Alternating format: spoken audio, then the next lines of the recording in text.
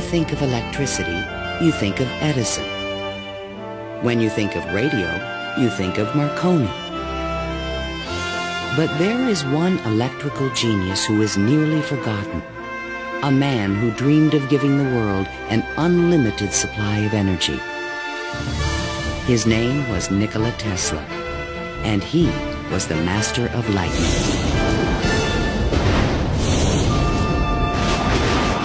This program was made possible by contributions to your PBS station from viewers like you. Thank you.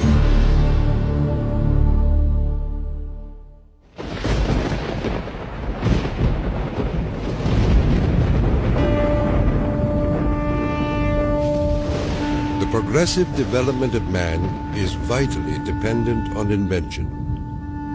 Its ultimate purpose is the complete mastery of mind over the material world, the harnessing of the forces of nature to human needs. Nikola Tesla, 1919.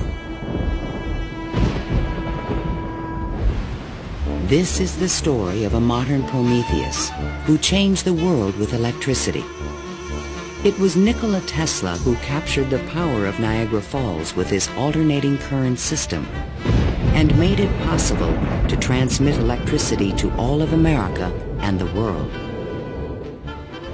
It was Tesla who patented the technology for wireless communications that is used in all radio and television broadcasting.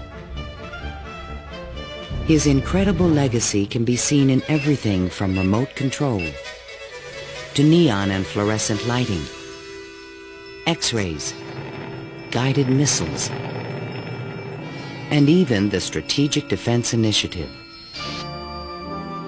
Yet somehow history has overlooked this remarkable man. Tesla was indeed a genius of the first magnitudes. He was a technological visionary. He could envision great things and make them work. He was a foreigner, an immigrant who arrived in America with only his dreams.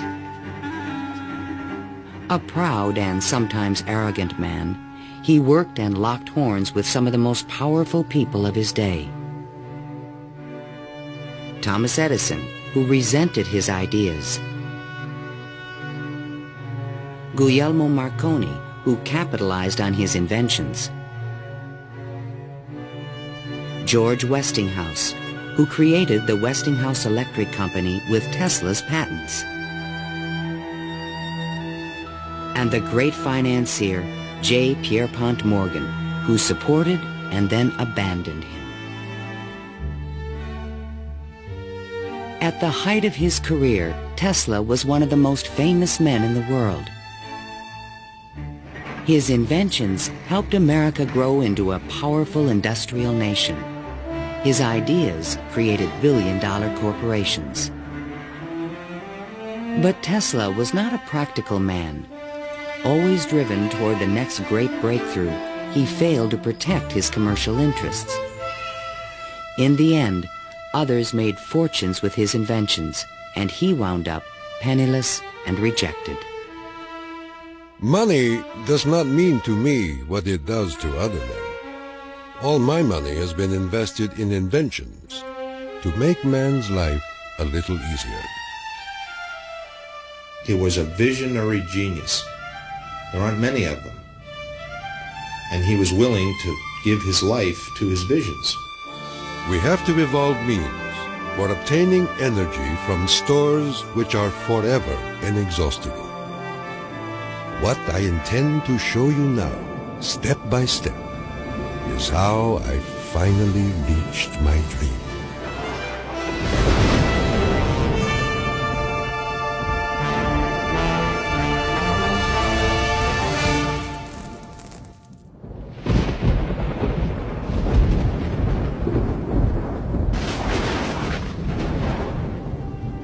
This is the house in which, by coincidence bizarre, I was born on the stroke of midnight between July 9 and 10, 1856. A fierce electrical storm raged that night. Nikola Tesla was born of Serbian parents on the eastern edge of the Austro-Hungarian Empire in what is today Croatia. His father, Milutin, was an Orthodox priest who expected his son to follow him in the clergy. There were only two choices for children in those days, one being to go in the army and the other being to become a priest. Tesla was not attracted by either of them, which was very distressing to his father. My father was a very erudite man. The training he gave me comprised of guessing one another's thoughts and repeating long passages of verse. My mother descended from one of the oldest Serbian families in the country. She invented and constructed all kinds of tools and devices and wove the finest designs from thread. Her fingers were nimble enough to tie 3 knots in an eyelash.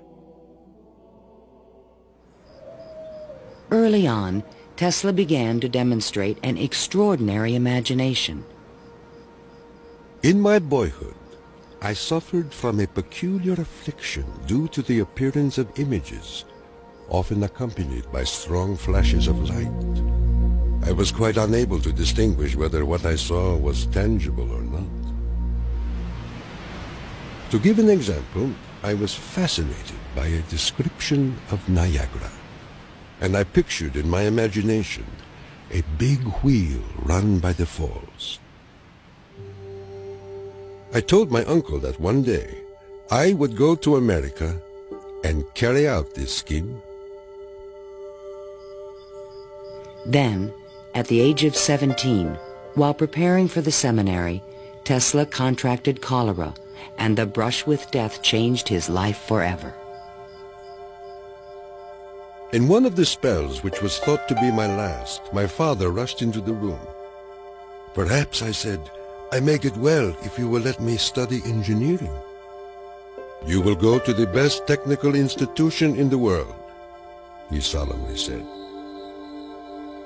I came to life like another Lazarus, to the utter amazement of everyone. In 1877, at the age of 21, I traveled to Graz, Austria to begin my college education. Here, I quickly became obsessed with the science of electricity. I wanted to know more of this wonderful force. Every spark produced 1,000 echoes in my brain. In 1831, in England, Michael Faraday had discovered the principle of electromagnetic induction, which made it possible to generate electricity. Faraday discovered that if you have an electric circuit in a changing magnetic field, it would induce an electric current to run in the wire. So this was the invention of the method of inducing, of creating oscillating or AC electric currents. And it was that invention that Tesla later harnessed into the electrical system that drives our civilization. Early electric motors operated on direct current electricity, but required a system of sparking connections to induce a rotary effect in the machine. I remarked to my professor that the design of generators and motors could be greatly improved by using currents that alternated.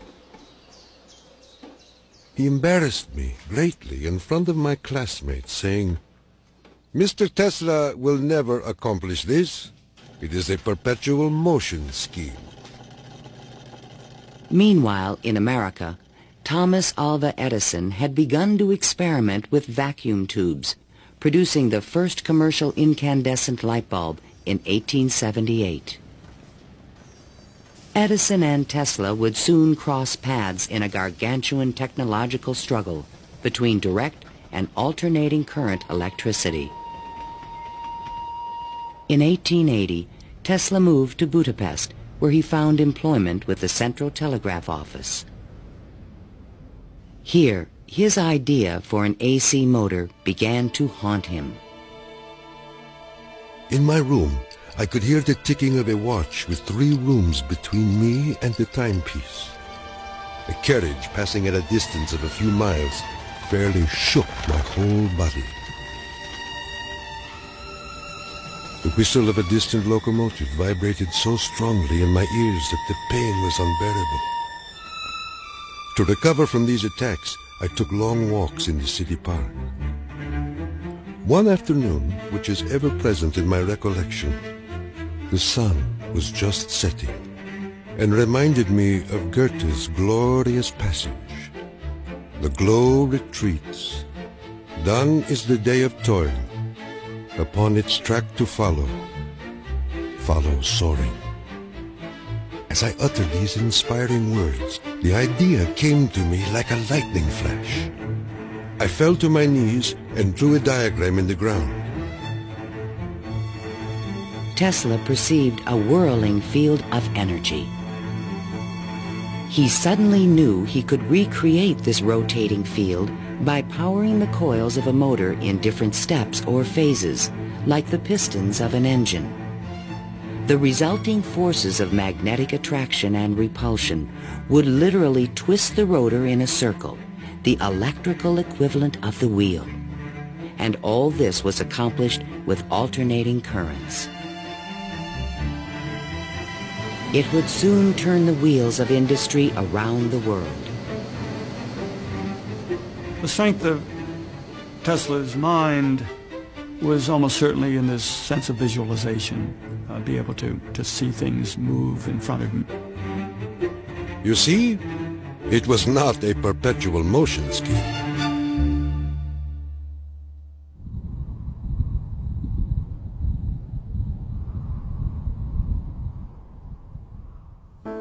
It had been the height of my ambition and my most ardent wish to see America and come in contact with the great Thomas Edison.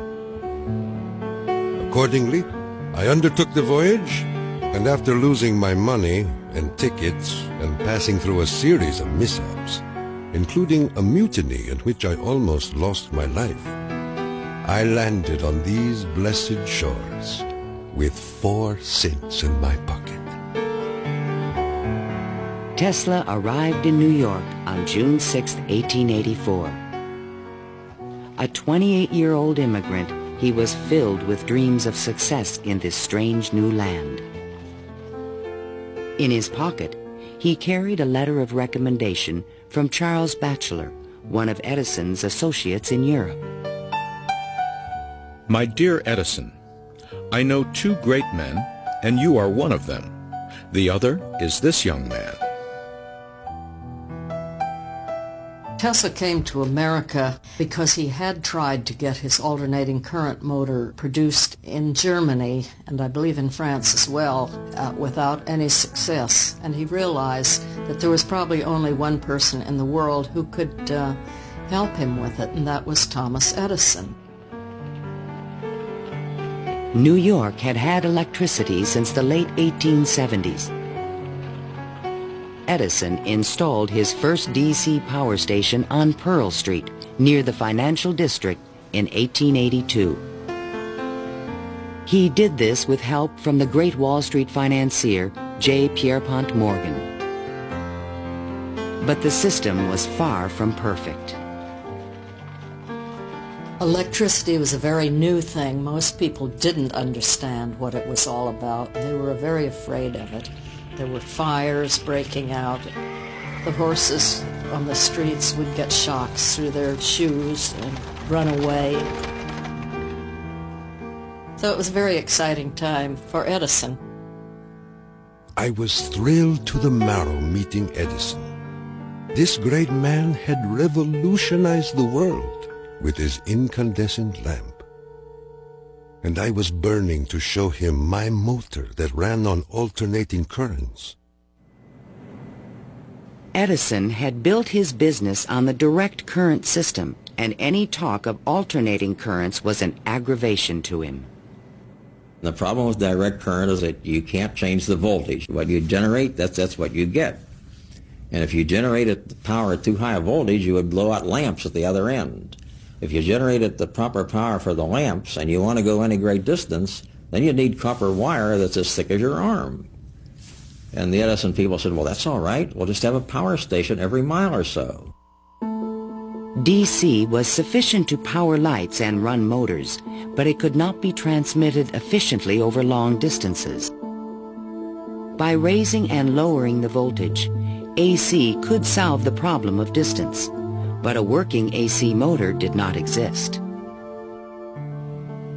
In spite of their differences, Edison hired Tesla to improve the performance of his DC generators. Tesla said he was promised $50,000 if he was successful.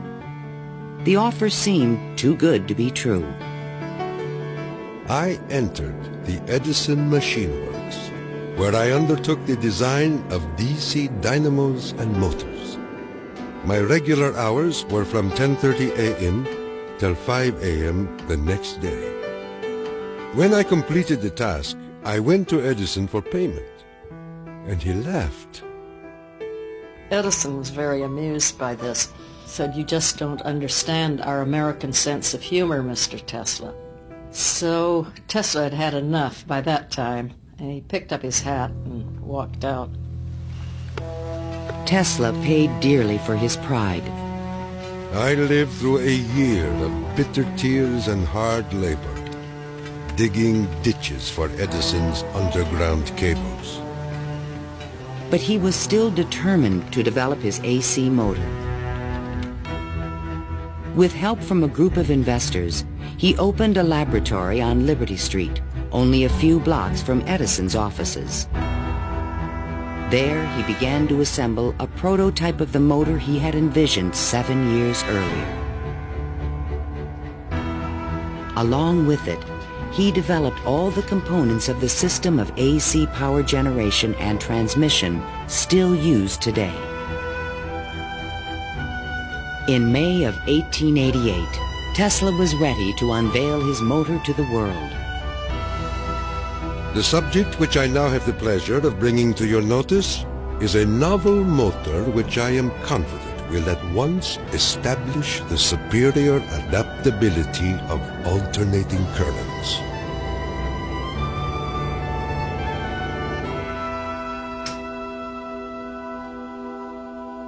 Over the next 5 years, 22 U.S. patents were awarded to Nikola Tesla for AC motors, generators, transformers, and transmission lines, the most valuable patents since the invention of the telephone. One of the few men who understood the great potential of Tesla's inventions was the Pittsburgh industrialist George Westinghouse. He visited Tesla's laboratory, and on the spot, he offered to purchase all the patents dealing with the alternating current system for $1 million. Westinghouse also proposed a royalty of $2.50 for each horsepower generated by a Tesla invention. The young Serb was on his way to fortune and fame, while other inventors looked on with fascination and with envy. In all my troubles, I did not neglect to become a real American citizen, making me a proud and happy man.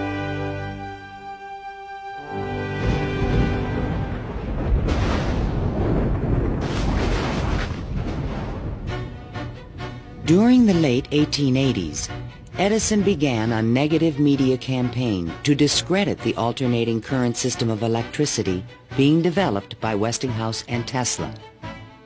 It became known as the War of the Currents. My personal desire would be to prohibit entirely the use of alternating currents. They are as unnecessary as they are dangerous. Edison employees demonstrated the dangers of alternating current by electrocuting animals in public demonstrations.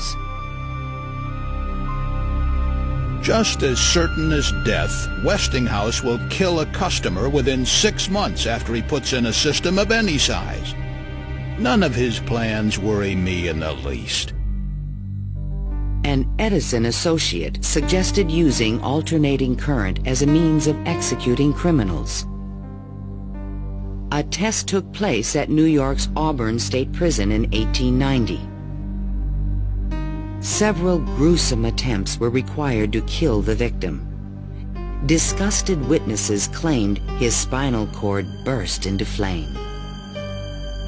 The infliction of the death penalty is not only barbarous and inhuman, but unnecessary as a factor in the scheme of modern civilization.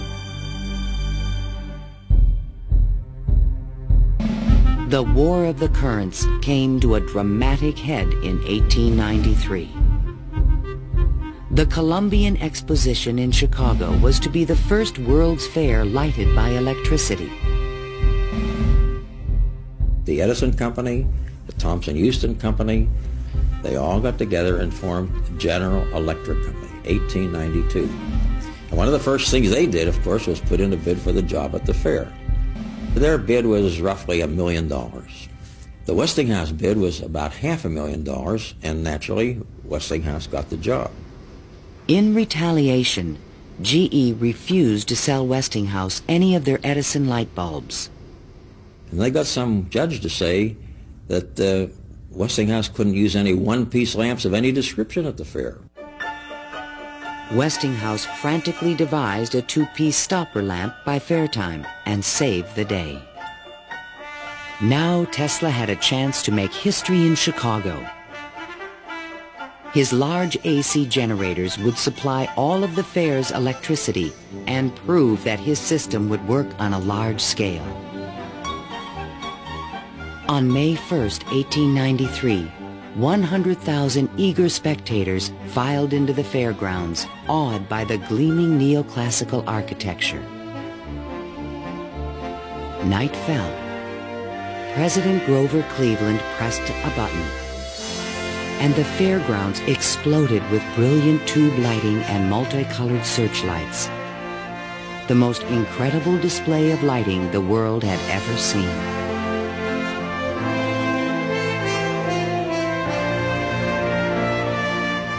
In the great hall of electricity, the public could see that the Tesla-Westinghouse system made it all possible. To overcome the impression that AC was dangerous, Tesla put on remarkable demonstrations. He created a device called the Egg of Columbus to show the rotating magnetic field created by his AC motor. In his room, he had cork-soled shoes on and a tuxedo and white tie and a top hat, and he would put his hand on a terminal which would flash electricity through his body, creating a great shower as his whole body was encompassed in flame, and people were quite impressed by this, to say the least. The Chicago Exposition left an indelible impression on the American imagination. This was the gleaming new city of the future, and it was powered by the inventions of Nikola Tesla.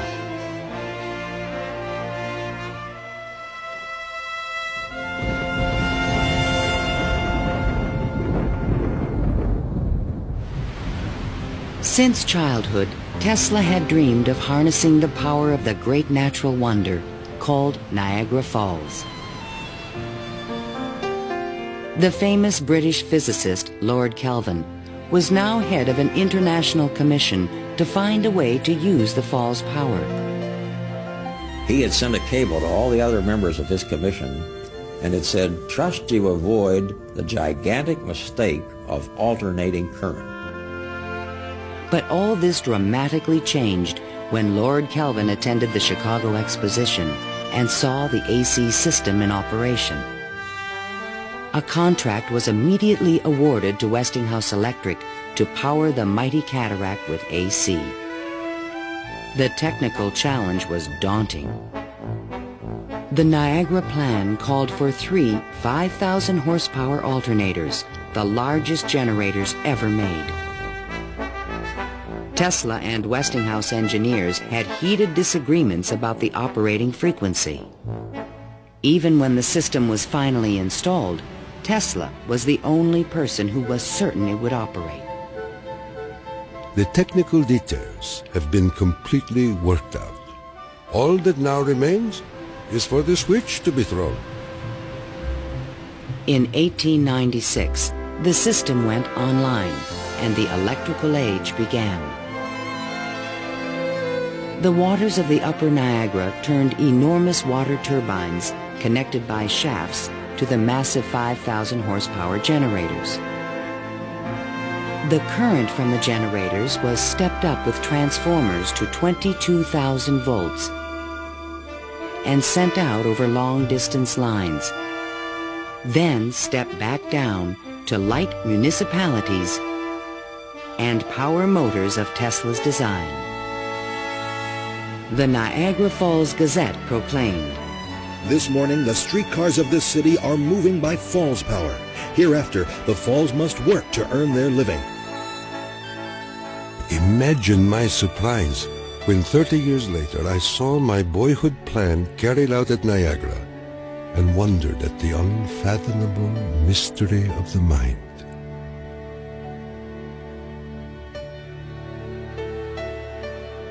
Within a few years, the number of generators at Niagara was increased to 10. By the turn of the century, the power lines stretched 360 miles to New York City. The War of the Currents was over, and Tesla was the winner.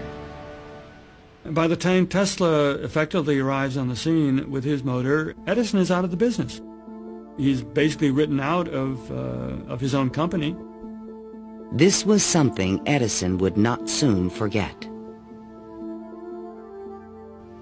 In spite of the success of AC, Westinghouse had overextended his company's resources, leading to severe financial difficulties. In order to save the company, Tesla said that he tore up his royalty contract for $2.50 per horsepower generated. Today, this agreement would be worth trillions. Had the inventor been tricked again? This is something that we've never found any record of in the Westinghouse annals. We do have something which is a memorandum of agreement about that, but it was never signed. But Tesla was ready to move on. I had already perceived enough to get the idea that energy could be transmitted and received without connecting wires in between. He was convinced his next invention would make him a millionaire once more.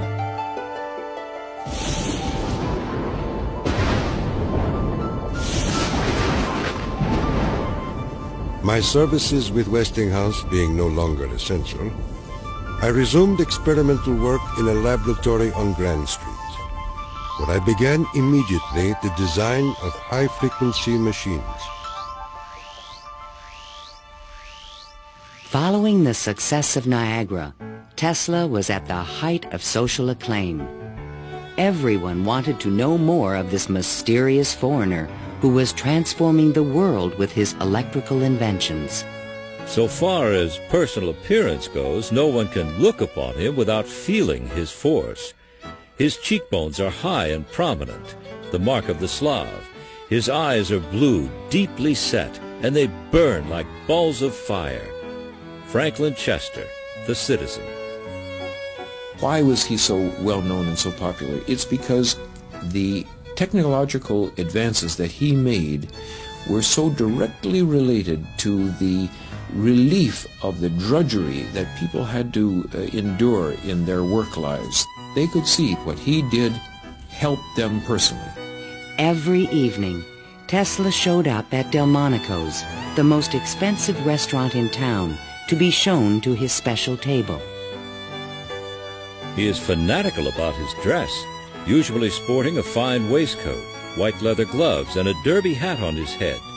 He is meticulous about his health and drinks a glass of whiskey a day, saying it will increase his life expectancy to 150 years of age. Tesla hobnobbed with the leading politicians, millionaires, and celebrities of the era. This was the best way for independent inventors to find support for their projects. His friends were the New York elite, John Jacob Astor, William K. Vanderbilt, and the writer Mark Twain. I have just seen the drawings and description of an electrical machine lately patented by Mr. Tesla, which will revolutionize the whole electric business of the world. One of Tesla's closest friends was Robert Underwood Johnson, editor of the prestigious Century magazine. Johnson's wife was deeply in love with Tesla. My dear Nicky, do leave aside the millionaires and Fifth Avenue for some simple pleasures, from one distinguished only by a great weakness. Katherine Johnson. In fact, the world-famous inventor was also New York's most intriguing bachelor. The fact that he never married, I think, had almost nothing to do with his interest in women. It appeared that he was always very interested and was attractive to women. Many women sought his attention. The beautiful and wealthy socialite Flora Dodge, and even the famous French actress Sarah Bernhardt. But in spite of his charisma, Tesla was only interested in his inventions. He had so many phobias that he couldn't have had close relationships with women. He didn't like most of the jewelry that they wore or the perfume, and he couldn't bear to touch hair. And and in fact, he didn't like to shake hands. And so these are all things that do tend to discourage intimate relationships. The inventor even claimed that he destroyed his sexuality at the age of 40. A certain French actress kept coming to me and made it impossible for me to concentrate. It's a pity, too, for sometimes I feel so lonely.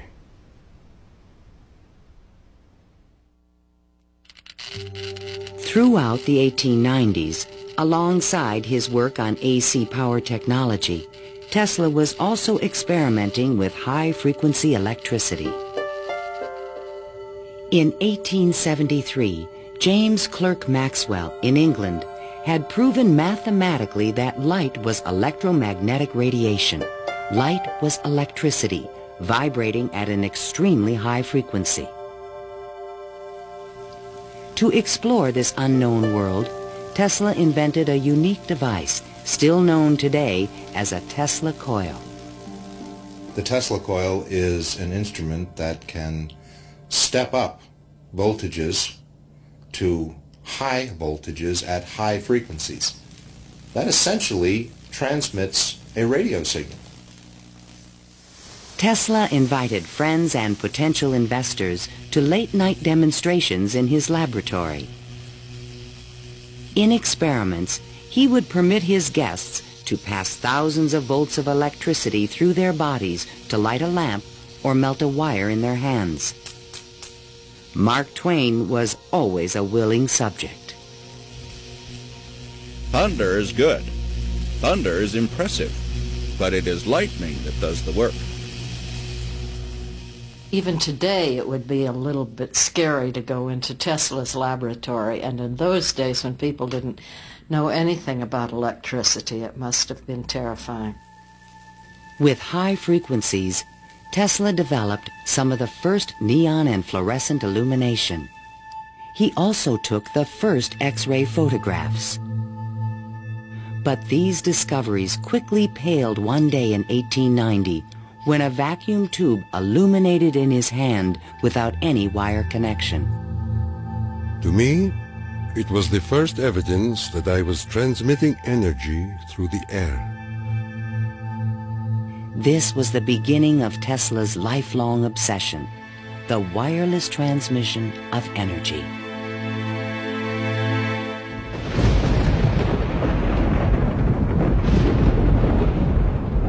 In 1892, Tesla was invited to Europe to present the results of his high-frequency experiments. In London and Paris, he amazed scientists and engineers with lighting and electrical effects that looked more like magic than science. He also announced a remarkable new possibility. I would say a few words on a thought which fills my mind and concerns the welfare of all. I mean the transmission of intelligence and even power without the use of wires. I am becoming more convinced daily of the practicality of this scheme. The race for radio was about to begin. In 1888, the German physicist Heinrich Hertz had demonstrated that currents of high frequency emit electromagnetic waves, or radio waves, into space. But creating a practical means of wireless communication would require a quantum leap in imagination.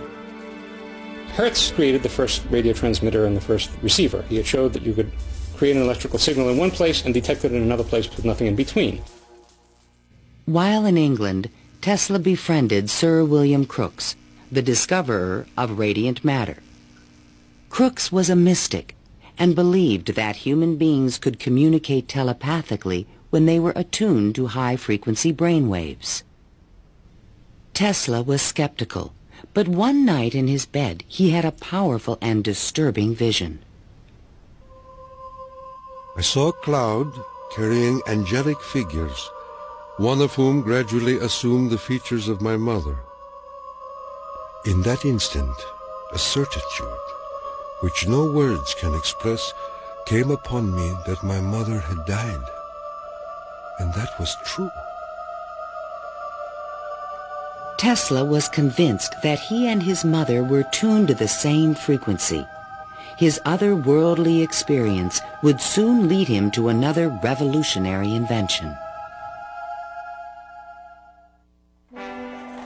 On his return to New York in 1893, Tesla banished himself from social life and disappeared into his new laboratory on South Fifth Avenue. Following his uncanny intuition, he soon discovered that Tesla coils would transmit and receive powerful radio signals when they were tuned to resonate at the same frequency. Tuning is the key to all radio and television transmission. In my laboratory, I could take in my hands a coil tuned to my body and collect 3/4 horsepower anywhere in the room without any tangible connection. Sometimes I would produce flames shooting out from my head and run a motor in my hands, or light 6 or 8 lamps.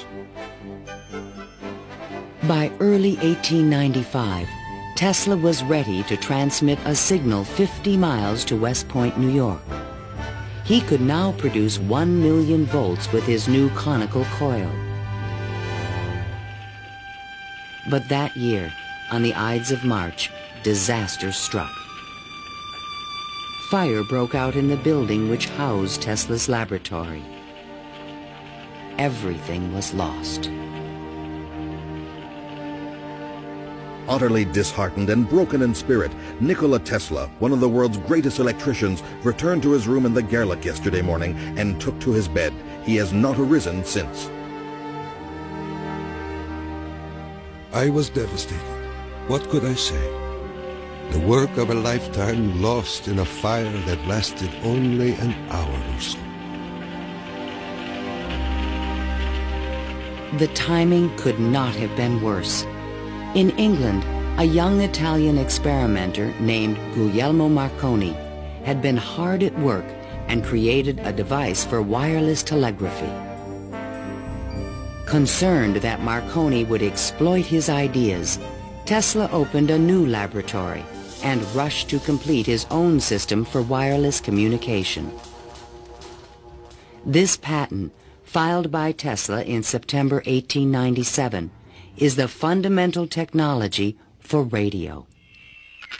But it would be 50 years before Tesla got credit for his invention. Various people in various different countries had the idea of exploiting this as a means of communication.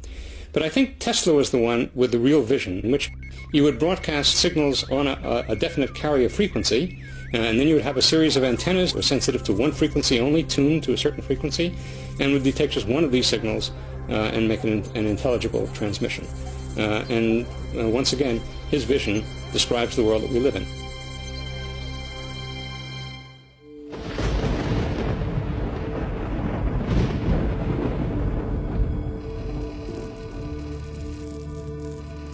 I was so blue and discouraged in those days that I do not believe I could have borne up but for the regular treatments of electricity which I applied to myself.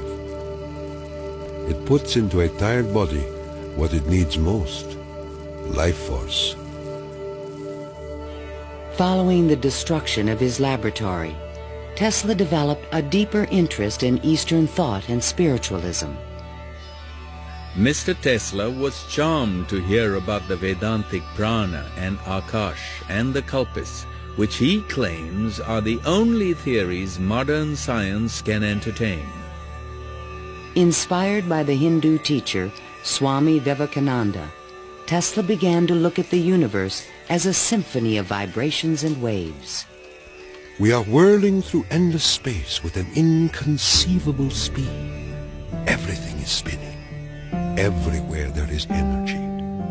There must be some way of availing ourselves of this energy more completely. In 1898, an unusual experiment took place in Tesla's laboratory. He attached a small mechanical oscillator to an iron pillar. Precisely timed pulses from the device made the entire building tremble. Windows started crashing around the area, and he, being at the epicenter, didn't notice anything happening until some police came bursting into his laboratory. It was just at the moment where he'd picked up a sledgehammer and broken the oscillator. He just said to the policemen that how too bad that they had just missed an interesting experiment. Tesla was, I would say, obsessed with frequency, the notion of resonance. The story where he takes the device and puts it on the girder in his office and, gets the frequency of the building and supposedly, it's an apocryphal story, I'm sure, but it gets right at the core that, hey, if I've got the right frequency, I can move the world. And indeed, he talks about the frequency of the Earth, and that if he can do that, he can, almost literally split the Earth in half. Meanwhile, Marconi was doing more practical things and succeeded in transmitting a signal 5 miles on the Salisbury Plain in England. Not to be outdone, Tesla decided to introduce an entirely new invention. In a specially constructed pool, potential backers were amazed to see the inventor controlling the motions of a small mechanical boat with no wires attached to it. This was the world's first radio-controlled device. The machine even seemed to think. Someone threw out the question, what is the cube root of 64?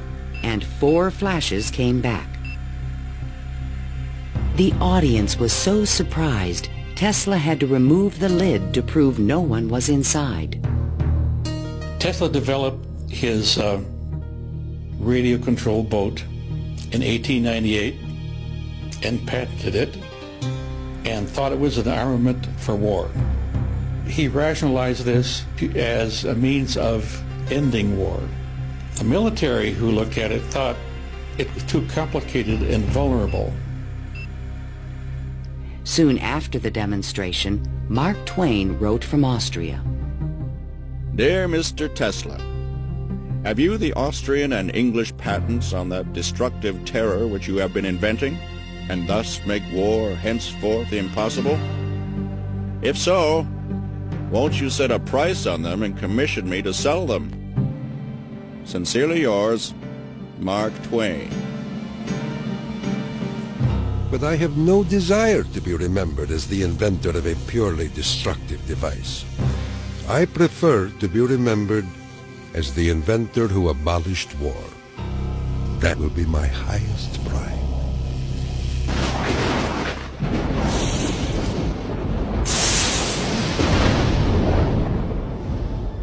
In the summer of 1899, Tesla moved to Colorado Springs, Colorado, to conduct a series of secret experiments. He told curious local reporters that he intended to send a wireless message from Pikes Peak to Paris for the Paris Exposition of 1900. But his plans were even more ambitious. I came to the conclusion that it would be ultimately possible, with very little elevation, to transmit electrical power through the upper atmosphere. Just outside the city, he constructed an experimental station with sliding roof panels. A quote in Italian from Dante's Inferno hung by the entrance of the strange wooden structure. It read, "Abandon hope, all ye who enter here." During the construction phase, Tesla studied lightning. Now, I can understand Tesla's fascination with it, because what happens in lightning is that electricity is being transmitted from one place to another. Electric power, not just electric signals, but real electric power is being transmitted from one place to another. And the way it happens is that the air itself breaks down, it ionizes, it becomes what we call a plasma, and therefore for a moment it's a conductor, and it's actually conducting electricity just the way an electric wire conducts electricity. Inside the station, he began to assemble the largest Tesla coil ever built, which he called the magnifying transmitter. An antenna rose 145 feet above the building, crowned with a copper foil sphere. The entire station was, in effect, a machine to create lightning. Late one evening, Tesla put his transmitter to the test. He signaled to an assistant to close the switch. Huge streamers of electricity shot out of the coil and darted through the room. The sound of the exploding discharges was deafening. Outside, above the building, bursts of artificial lightning, more than 100 feet long, began to shoot out of the ball atop the antenna. Its thunder could be heard 20 miles away in the small mining town of Cripple Creek.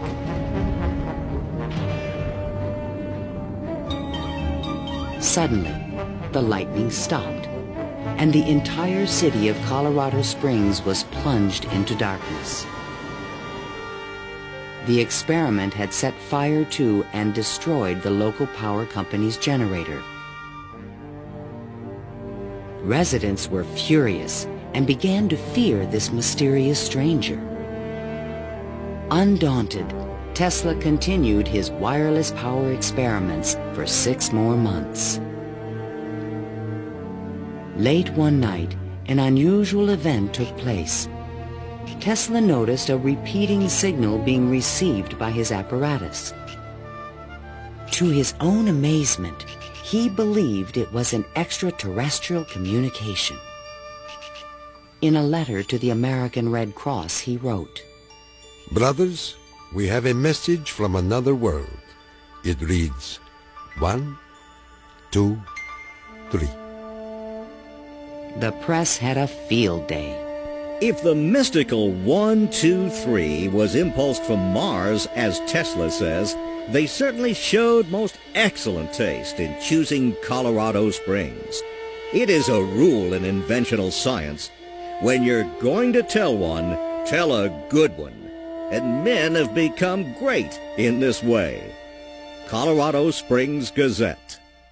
Though widely ridiculed for his claim, Tesla may have been the first to detect radio waves from space. I believe that Tesla could have gotten these signals from space. We are getting them today, and these are the radio telescopes. That's what radio telescopes do today, receive signals from space. They are not from alien civilizations, but they are from the sun and from the stars. On January 7th, 1900, Tesla boarded a train back to New York City. Perhaps he had mastered the power of lightning, or at least that's what he believed. The law which I discovered in Colorado is wonderful, and it means that results undreamed of before will be possible. as soon as a large plant is constructed in accordance with my plan. See the excitement coming.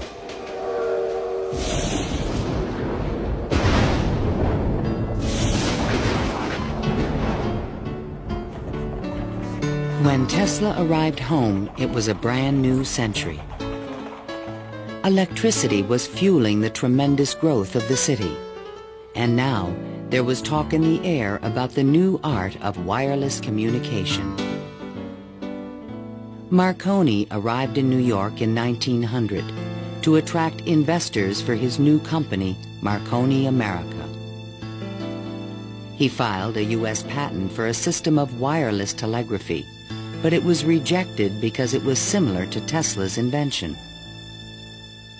It became obvious, I think, to Marconi as well as to other experimenters of the time that the Tesla system was an efficient, powerful resonator that would produce electromagnetic waves that you could work with. Confident in the future, Tesla took up residence in the Waldorf Astoria Hotel and wrote a sensational article for Century magazine. First, let us ask, what is the spring that drives all? All this energy emanates from one single center, one single source, the sun. In this detailed futuristic vision, he described a means of tapping the sun's energy with an antenna. He suggested that it would be possible to control the weather with electrical energy. He predicted that wars would soon be eliminated by machines. And to unite all nations, he proposed a global system of wireless communications. When wireless is fully applied, the Earth will be converted into a huge brain, capable of response in every one of its parts. It tells us about a vision he had for both power and communications, that he wasn't going to think small.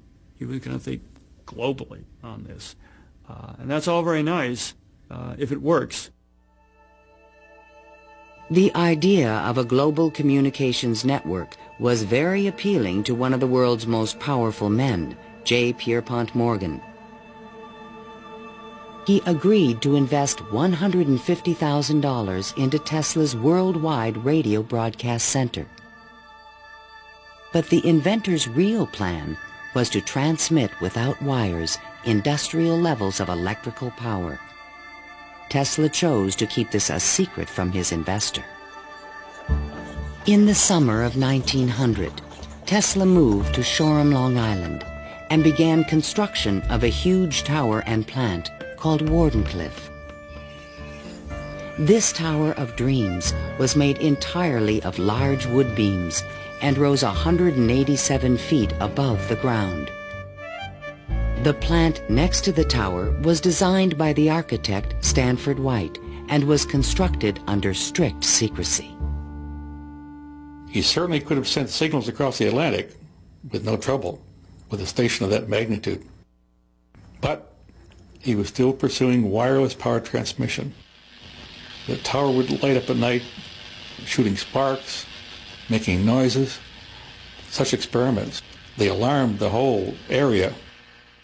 Then, on December 8, 1901, Marconi took another step forward and transmitted his famous letter S across the Atlantic.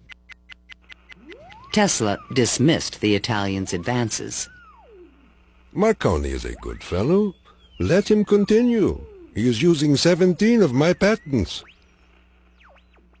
The simple fact about Marconi is that he used Tesla's system to transmit signals and claimed that these were ideas that he had developed himself. Morgan began to doubt the wisdom of his investment. Marconi's system not only worked, it was also inexpensive. And technical problems were beginning to catch up with Tesla. He went back to Morgan again, asked for more money. Morgan says, Where's the radio transmissions across the Atlantic? How's that coming along? Well, it wasn't coming along. Tesla was forced to tell Morgan his real plan. What I contemplate and what I can certainly accomplish, Mr. Morgan, is not a simple transmission of messages, but rather the worldwide transmission of electrical power. A single plant of but 100 horsepower can operate hundreds of millions of instruments. But Morgan was a practical businessman and had already decided to back Marconi. I have received your letter, and in reply would say that I should not feel disposed at present to make any further advances. J. Pierpont Morgan. Word spread rapidly that the investor had pulled out of Wardenclyffe, and Tesla was financially ruined. Late one night in 1903, the residents of Shoreham were astonished to see bright light emanating from the tower and an effect in the air like the aurora borealis. But in fact, Tesla could not transmit wireless power. And his major defect was he was dreaming, but he was doing very few calculations on paper. Because on paper he could have realized that you can transmit power, but not very much power. You can transmit power to hear the radio or for television or for a telephone. But once you want to start turning lights in which you really need high currents, the power gets diluted because space is very large. To his dying day, Tesla believed it could be done. It is not a dream. It is a simple feat of scientific electrical engineering. Only expensive. Blind, faint-hearted, doubting world.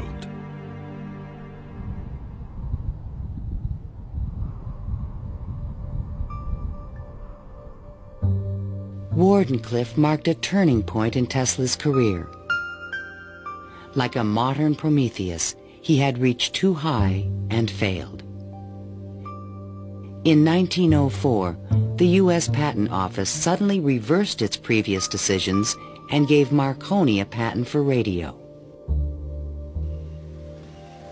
1 year later, Tesla's fundamental AC patents expired. Now the inventions that powered the world could be used by anyone free of charge. The public didn't realize that he had made this invention that had made billionaires out of corporations, and that he himself was broke. With no money to carry on his work, Tesla began to sink into an isolated world. He was totally disinterested in business. I think it not necessarily bored him, but he didn't make the relationship between the importance of business and the importance of his invention and discovery. Occasionally he was seen in public parks feeding the pigeons. These are my sincere friends. Tesla's melancholy turned to anger in 1909 when Marconi was awarded a Nobel Prize. Mr. Marconi is a donkey. The question of Tesla and radio is certainly a very interesting one. It's clear that Tesla, in terms of certain basic notions of radio, was very early, if not first, in expressing them and even of getting taking them to the patent stage.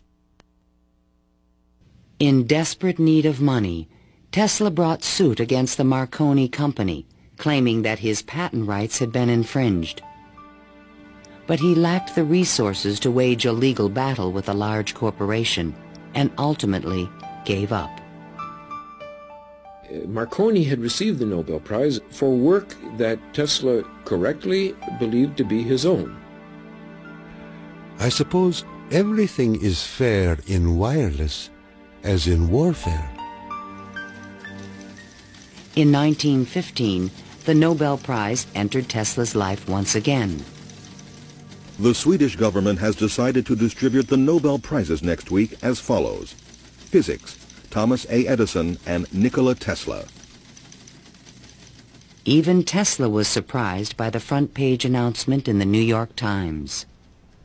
I have concluded the honor conferred upon me concerns the transmission of electrical energy without wires. But 1 week later, the award was given to William H. Bragg of Oxford, England, for his work with X-rays and crystal structure. The embarrassing situation was never really explained. A rumor spread that Tesla had refused to share the prize with Edison. The difference that the Nobel Prize could have made in Tesla's life soon became evident. Testimony given by Nikola Tesla, the electrical inventor, in a judgment for $935 back taxes was filed yesterday. Mr. Tesla said under oath that he was penniless and had been living on credit.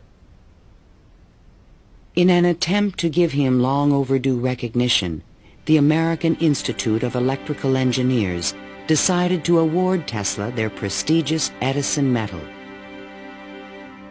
But on the night of the presentation, the guest of honor was missing. And Edison was conveniently away on business. They found Tesla across the street by the New York Public Library, feeding the pigeons. Later that night, he was persuaded to accept his medal and announced that he had finally completed his invention to transmit wireless power. The energy goes to a distant place, and you will see something like the Aurora Borealis. To conclude, we are coming to great results. The audience thought Tesla was losing touch with reality.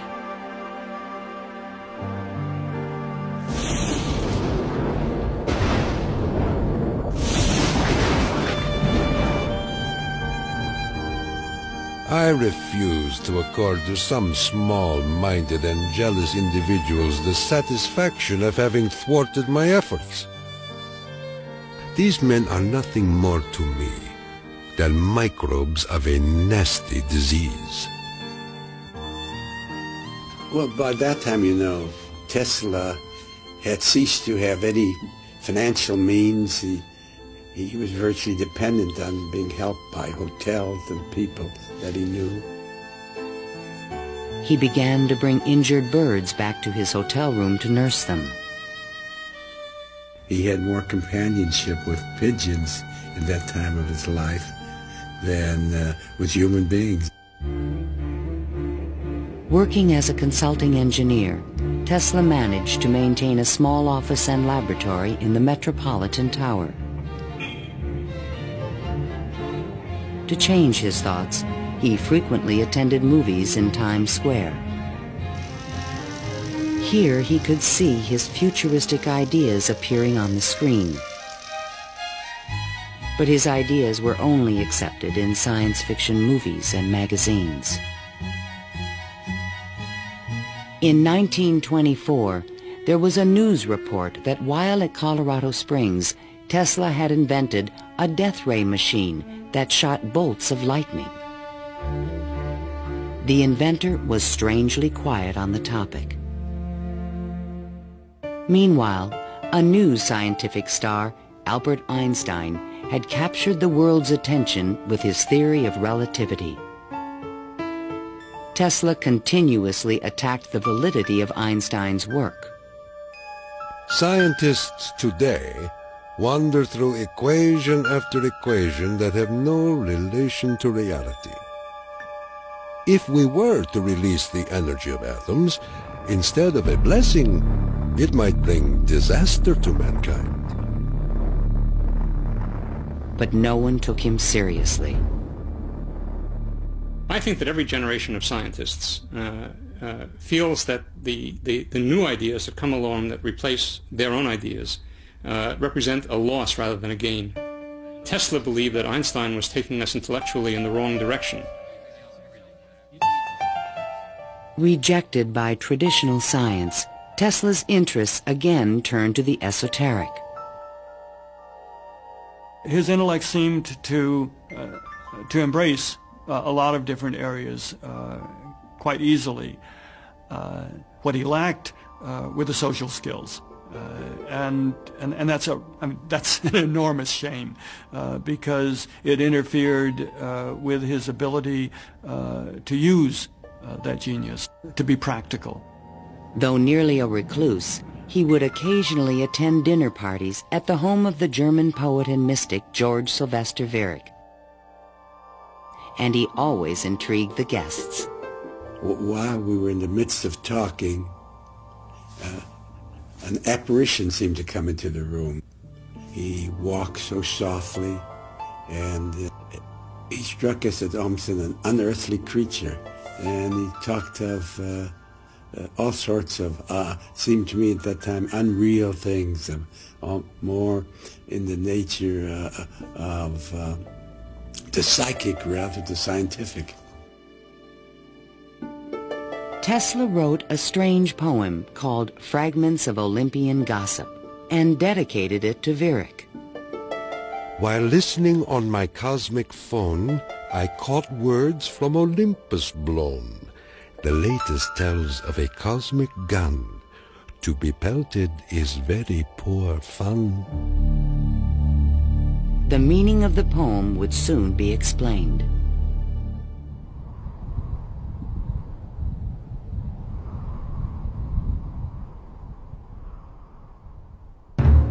I inherited from my father an ineradicable hatred of war.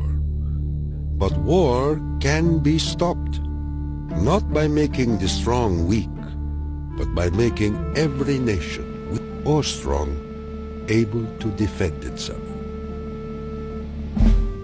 Thomas Edison, America's best-known inventor, died in 1931. That same year, Tesla came back to life. His friends threw him a 75th birthday celebration. Time magazine put his picture on the cover. Letters of admiration poured in from scientists around the world, including a generous Albert Einstein. I congratulate you for your great success on your lifetime task. Basking in the attention, Tesla announced at a press conference that he had discovered a completely new source of power. The idea, when it first burst upon me, was a tremendous shock. And let me say that it has nothing to do with releasing so-called atomic energy. I think that a lot of the proposals that he made in his later life were so esoteric as to be impractical in that time and even in the current time. When the Nazis rose to power in Germany, Tesla decided that the time was right to reveal his new source of power, a man-made form of lightning called teleforce that could shoot an airplane from the sky. Nikola Tesla, electrical wizard and radio pioneer, announced that he was working on a machine to create a powerful electrical death beam which could wipe out armies in a flash and destroy huge fleets of ships or planes. The concept of using lightning bolts as a weapon certainly is millennia old. It goes back at least to the ancient Greeks. Think of Zeus throwing lightning bolts. The main contribution that Tesla had was to come up with a true scientific, rational, at least concept of coming up with controlling these lightning bolts and projecting them over long distances. Tesla had experimented with this idea while at Colorado Springs. Now he intended to build it on a large scale. His plan was to charge small particles of tungsten or mercury, then accelerate them with lightning force through a special gun with one end open to the atmosphere. Tesla's death beam stirred the public's imagination when it was featured in a Superman cartoon, the Electro-Euthanasia Ray. but the idea was more than science fiction. Tesla tried to sell this concept to various governments, England, the Soviet Union, and the United States, all Allied powers, and against Germany. He offered his system to England for $30 million, and they entered negotiations. When Tesla demanded payment before sending the final plans, the deal fell through. The British attempted to build their own death beam, but the project was soon abandoned. As the Nazis surrounded Yugoslavia, Tesla attempted to sell a beam weapon system to his former country. There should be needed 9 stations, 4 for Serbia, 3 for Croatia, and 2 for Slovenia, and it will protect our dearest homeland. At this point, even Tesla's countrymen thought he was just a crazy old man. One day in 1937, Tesla started out from his hotel room to feed his pigeons. Suddenly, a few blocks from the hotel, he was hit by a taxi and thrown to the ground. 3 of his ribs were broken. He was 81 years old. Remembering what he did for their company, Westinghouse executives agreed to pay his room and board for the rest of his life. The inventor also received a small stipend from the Yugoslav government. During the Christmas season of 1942, Tesla's death was imminent. Again, he attempted to interest the United States in his beam weapon concept. At the recommendation of 2 government engineers, a meeting of high-level officials was scheduled at the White House for January 8, 1943, to consider his plans. But the meeting never took place. Nikola Tesla, inventor of the Tesla coil, the induction motor, and hundreds of other electrical devices, died last night in his suite at the Hotel New Yorker. On last Thursday night, here in our city of New York, a man who was 87 years of age died in his humble hotel room. On January 10, 1943, Mayor Fiorello LaGuardia of New York paid tribute to Tesla on the radio. He died in poverty, but he was one of the most useful and successful men who ever lived. Were we to eliminate from our industrial world the result of Tesla's work, the wheels of industry would cease to turn, and our electric trains and cars would stop. Our towns would be dark, our mills and factories dead and idle. But Tesla is not dead.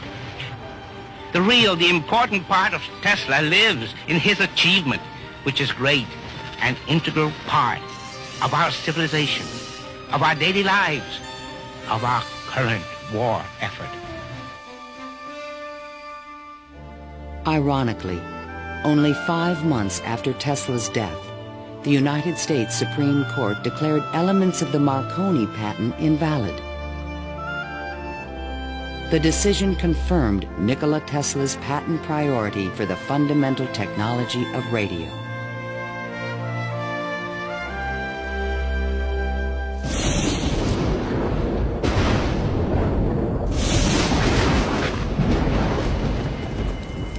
Unknown subjects, equipment, experiments, and research of Nikola Tesla, deceased, espionage. Following Tesla's death, fears rapidly increased that he might have invented a powerful new weapon. FBI Special Agent in Charge, P.E. Foxworth, was called in to investigate. He had been informed that Tesla's papers were not secure. Tesla is reported to have completed and perfected his experiments in the radio transmission of electrical power, commonly referred to as the death ray. A distant relative of Tesla, named Sava Kasanovich, is taking steps to get possession of these important documents and plans. Tesla's nephew, Kosanovich, was an up-and-coming Yugoslav diplomat with suspected connections with the communists. He insisted that his uncle's effects be returned to Yugoslavia.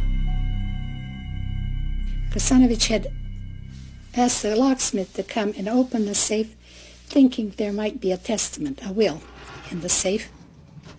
A will was never located. And there was a lot of talk then about secret weapons and negotiations with the USSR. There was all kind of talk, you know. Shortly before his death, Tesla showed a delivery boy a box in his room that he said contained a powerful weapon. A number of people called me and asked me, did I see in the hotel room a certain kind of a box, you know? They were looking for some secret contraption that Tesla had invented. I never saw anything like that. The U.S. Office of Alien Property immediately seized all of Tesla's possessions until their ownership could be established. There's every evidence that they did look through all his papers, because the papers were not in order and certain things were missing. All his technical papers on beam weapons were secretly microfilmed by U.S. military agents.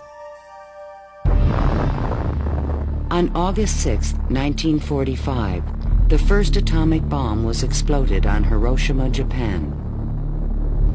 Soon after, the bomb would be in the Soviets' hands. During this period, copies of Tesla's papers on the beam weapon were shipped to Wright Field in Dayton, Ohio. There, a top-secret research program began called Project Nick to find a defense against nuclear missile attack. Copies of some of his papers were sent to Wright-Patterson in 1945. Not to my facility, not even the predecessor of my facility, but to another part of the base for analysis. And then they vanished. Nobody seems to know what happened to them. In 1952, Sava Kasanovich obtained permission from U.S. authorities to return Tesla's estate, still stored in New York, to the inventor's homeland. I personally believe that the U.S. government may have overlooked some things of value in the Tesla papers before they were released to the Yugoslav government. A Tesla museum was opened in Belgrade by Yugoslavia's president, Marshal Tito. But during the Cold War, the museum was off limits to Western scientists and scholars. Then, in 1960, Soviet Premier Khrushchev announced that the USSR had developed a powerful new weapon. There was concern in the U.S. that the Russians may have access to Tesla's missing papers on beam weapons in Belgrade and elsewhere. It's possible that these papers on the particle beam weapon were obtained by the Soviet Union, but it wasn't the only copy. In other words, I think that the United States has always had Tesla's papers on particle beam weaponry. An American beam weapon program began at Lawrence Livermore Laboratories, but engineers could not produce an effective directed energy weapon. I've always been a sort of a fan of Nikola Tesla, an admirer, and definitely he had the concept of a charged particle beam weapon back in the 1930s.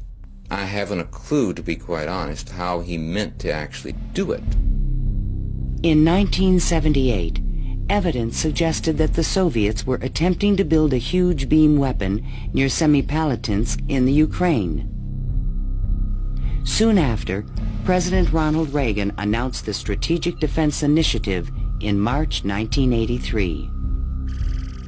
I call upon the scientific community in our country, those who gave us nuclear weapons, to turn their great talents now to the cause of mankind and world peace, to give us the means of rendering these nuclear weapons impotent and obsolete. Tesla's concept for a beam weapon defense shield was finally taken seriously by the United States to combat the destructive threat of atomic weapons. In spite of circumstantial evidence, there is no direct proof that Tesla's ideas or plans were used in the Strategic Defense Initiative.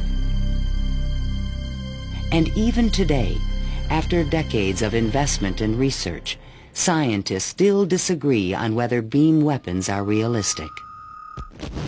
Basically, let me just make a short statement. That's all I'm really at liberty to say, is that a considerable amount of effort has taken place in the United States and in a number of other countries trying to get these things up to a real weaponizable status. Let me stop at that point. No U.S. government archive has any record of Tesla's technical papers, which were copied immediately after his death. And what has become of Tesla's great dream to transmit electrical power without wires?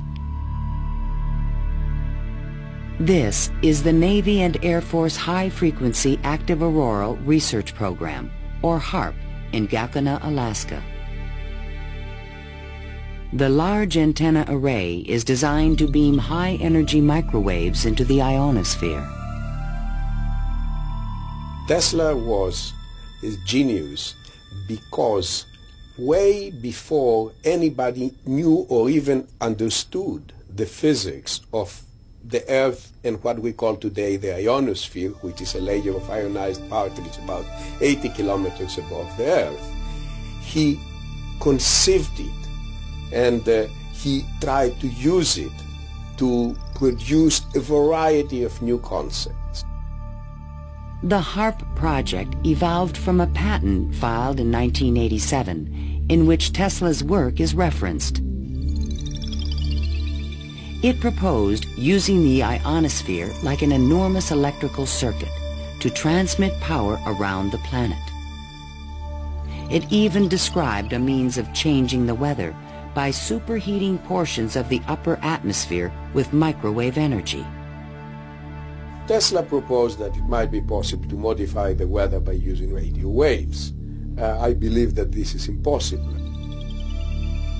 Ionospheric modification is still in its early experimental stages, but microwave technology has already made it possible to transmit wireless power with the use of satellites. We go to Alaska, and in Alaska there is natural gas. In order to send it somewhere, you have to create a pipeline. That's very expensive. So we said, all right, let's go into Alaska, create microwaves from the natural gas, send them to a satellite at a particular geosynchronous orbit, put a reflector there, and send it to Japan. And in Japan now, you get the antenna, which transforms these microwaves into 60 hertz, and you get electricity. So you make essentially Tesla's dream. The scientific man does not aim at an immediate result. He does not expect that his advanced ideas will be readily taken up. His work is like that of the planter for the future. His duty is to lay the foundation for those who are to come and point the way. He was special. I mean, he was unique. He was unusual in all sorts of ways. And if we are to understand our own creativity, our own ability to invent, there's an awful lot to be learned by studying the way in which he created. The day when we shall know exactly what electricity is will chronicle an event probably greater, more important than any other recorded in the history of the human race. Then it will be a mere question of time when men will succeed in attaching their machinery to the very real work of nature. See the excitement coming.